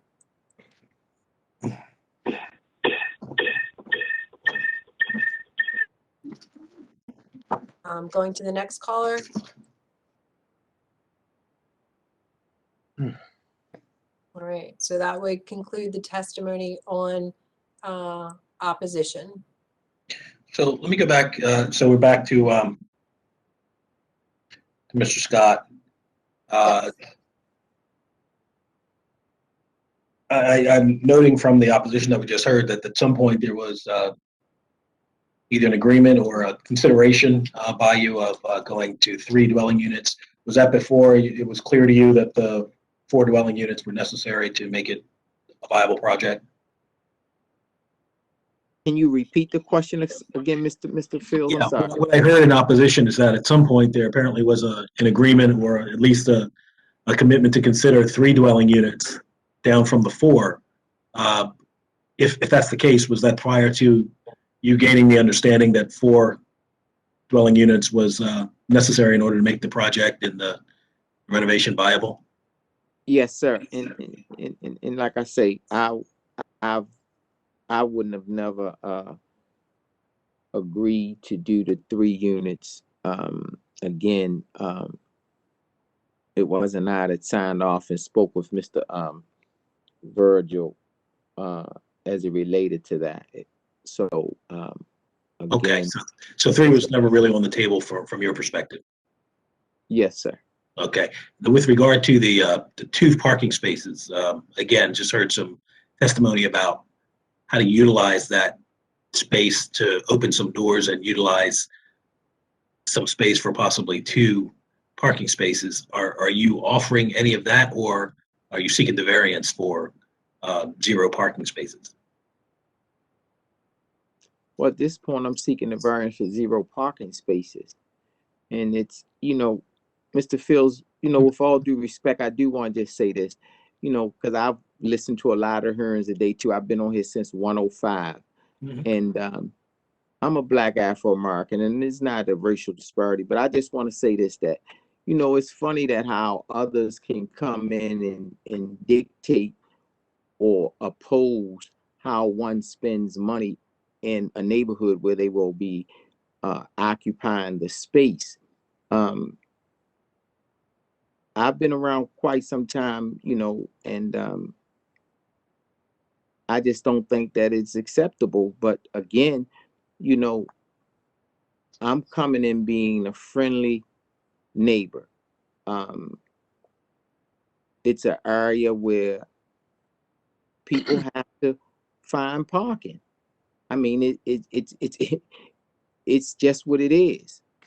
Trying to purchase the property, if the property sit over there was to be vacant and no one's, then that's an issue for those who already live in the community, because that property was on the market for quite some time. But again, that Okay. All right. I just wanted to clarify those 2 issues. Thank you, Mr. Field. Sure. Does any other board members have any questions remaining for Mr. Scott on rebuttal? No. All right. Thank you, sir, for your presentation. We Mr. appreciate it. Fields, I do want to leave you with this, that I'm gonna have to tell Commissioner Linehan that I represented him, because I understand he had a lethal jumper, and he's my client. And when he comes down here, to this day, when I take his stuff out to his car, he has a hell of a jump shot because he keeps that basketball in his trunk. Understood. Understood. We'll make that clear for the record. Thank you, sir. Absolutely. All right. All right. Thank you. I appreciate the committee. Thank you so kindly for hearing me. Very well. All right. That will conclude 2021-244. And I never heard back from Nathan Pack. So I guess at this point for 1250 Riverside, which is 2021-276. Right. It was on the consent docket. I mean, at the board's discretion, we can try to put it to the next docket and reach back out to him. Let's do that. How you Since wanna handle that? Okay. we have a no-show, we'll give another opportunity another time. So it's postponed? Yeah. Okay. Yeah, let's just postpone it since we don't know what the circumstance is. Thanks. Okay, let's see. So that concludes the docket for today, correct? Yes. All right. Yeah.